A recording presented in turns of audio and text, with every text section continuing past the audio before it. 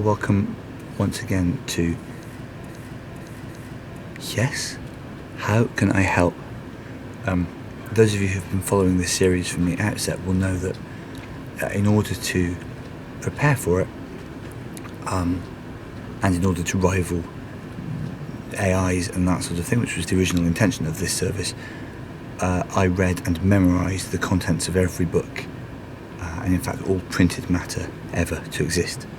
And the place that I did that was here, Camberwell Library.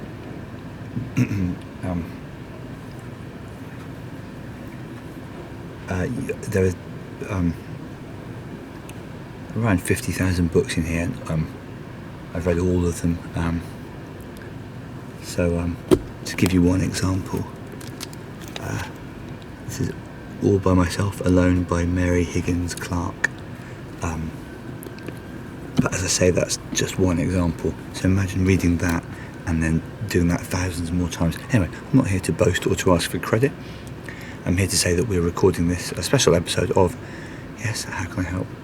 Back where it all began, here in the library. Obviously, there are certain standards of behaviour that libraries require, most famously extreme quiet.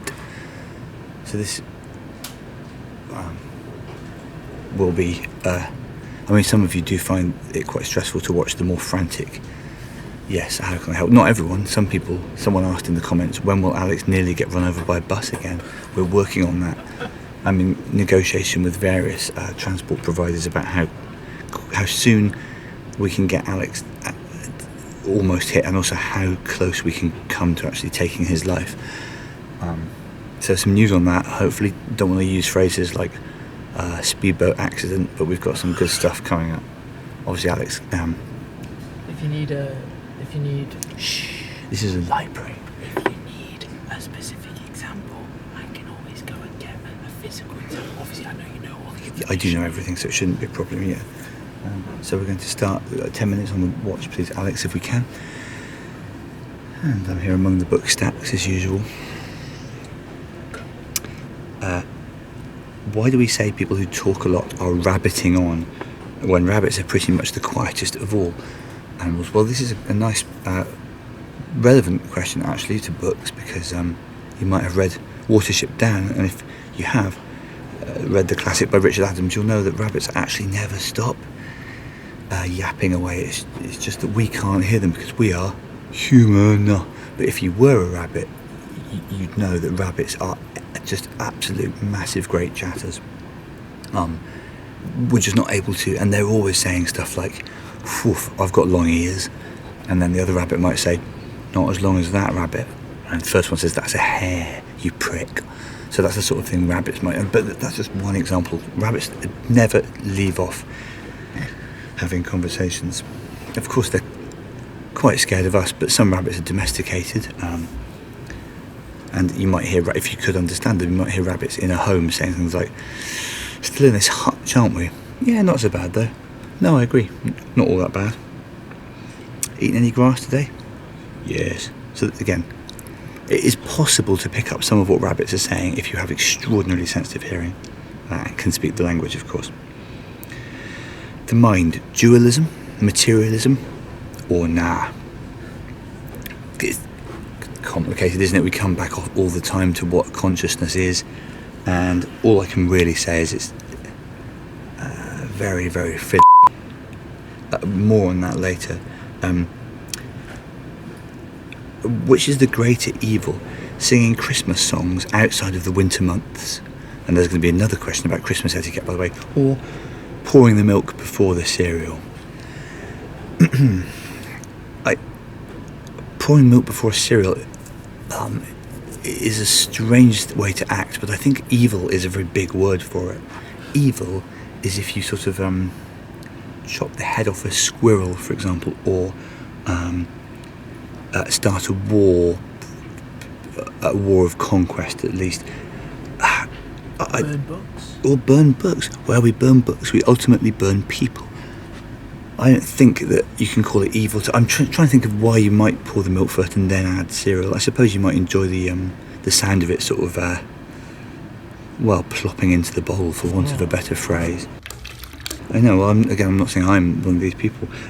Now, singing Christmas songs out of season, again, I hesitate to call it evil, but I do think I actually do think it's evil. Yes, and in fact, I've just heard someone being shushed. I don't think it was us, but we are the loudest thing here, including the fans. I think it is. I'm going to say that singing Christmas songs out of season is not evil, perhaps out and out evil, but naughty, like really naughty. And as you know, it basically goes fine, bad, naughty, dead naughty, and then evil. This is what we're trying to be. Yes, we're trying to be The Unheard by Nicky French, a book which, of course, I have read. Well, I've read everything here, mate. Christ, sorry to raise my voice there, but Alex was being a bit slow on the uptake.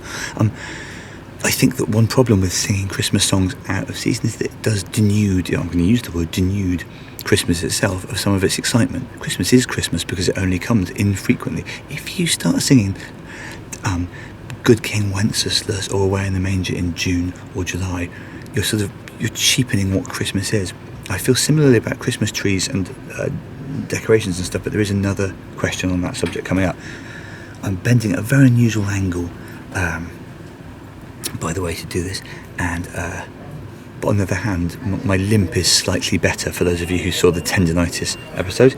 But on the other hand, well, people do keep picking up on it. The foot is not completely recovered though, and the medication for the pain is making me slightly nauseous, I'm afraid.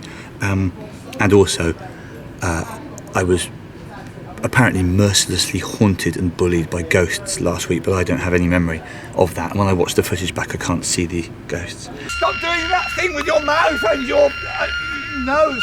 Sorry. My mummy. I was murdered. Yeah, Alex is dead, to be fair. Should we explain umbrellas to Mark and Alex or nah? This came from the very wet episode. We ourselves are very wet. The answer is nah. Firstly, we're not babies. We know what umbrellas are. But quite honestly, I don't, and I might have said this before, I don't like umbrellas. They're always, you're walking down the street, someone's got an umbrella, it gets in your way, it jabs away, it's in your grill, it catches your temple. When you bring an umbrella inside, it's all wet and it drips everywhere. You've got to find a place to stash it. Umbrellas are, and also if there's any sort of wind, the umbrella I'm sorry to use that word, but I'll say it again, yeah. The fabric fucker just turns itself inside out. The umbrella's absolute wimp when it comes to wind. It's November, for God's sake. That's November by YHCIH, which again I have read. And the whole book just goes November, November, November, and then the very last page says December. Strange book. So no umbrellas, thank you, not for me. It has to be absolutely, I'm sorry to use another phrase, pissing it down like the Bible before I'll get an umbrella up. Just put a hood up. And if you are an umbrella user, please do think about how it impacts on other pavement people, yeah. Whenever I eat a banana just before going to bed, I get very vivid dreams. Why is this? Now there are other foods I can eat that would affect the genre of my dreams. It's actually slightly more disturbing than you think.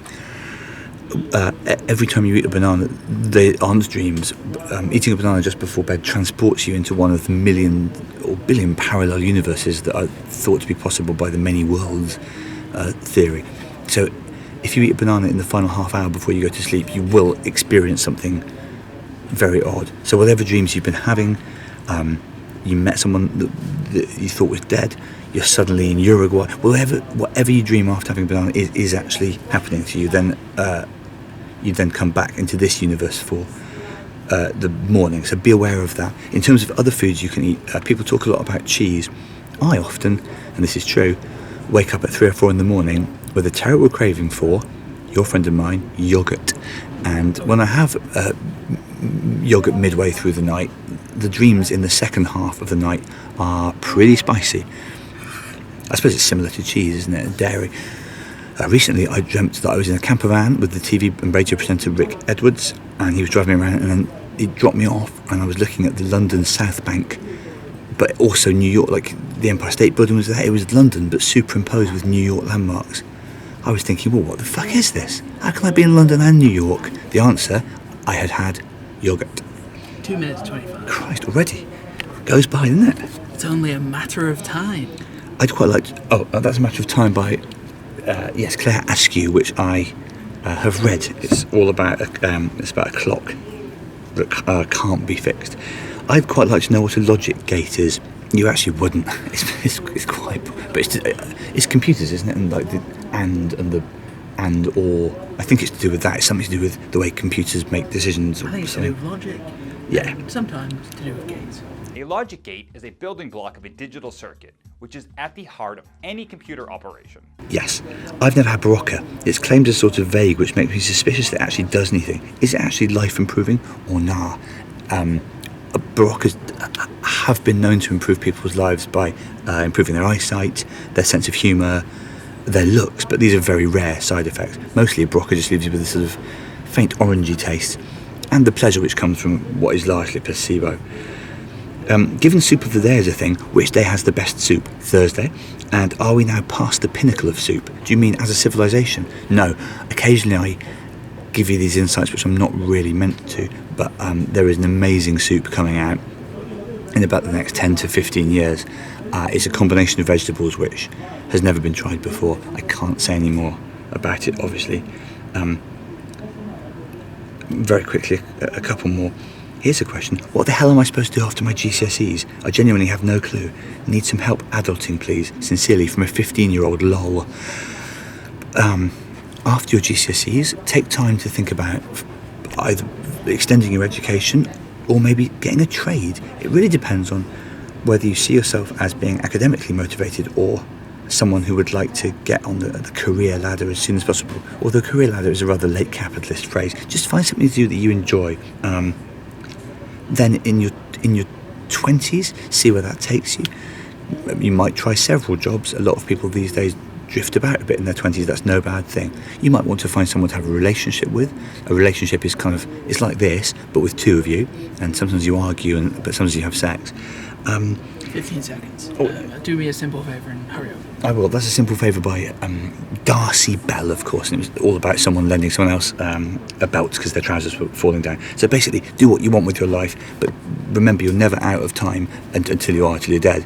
And you can always try something. Don't be afraid to fail. That's time. Okay, what's the best way to get the most tired? Never sleep. This has been... we've got away with it. We bloody got away with it. This has been... yes, how can I help? In a library.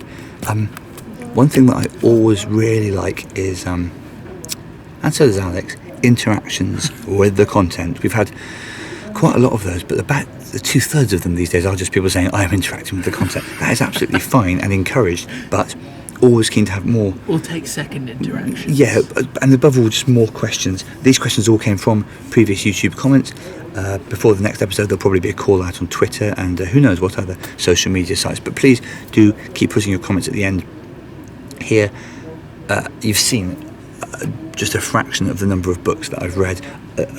Well, there are a few more here, which we didn't get to. Those will sort of, I guess, slosh around for a bit. But room for plenty more. Keep your questions coming, keep your interactions coming. And thank you once more for engaging with, yes, how can I help? This time, in a library. Shh, we're not saying goodbye. We're just saying see you next week. Yes.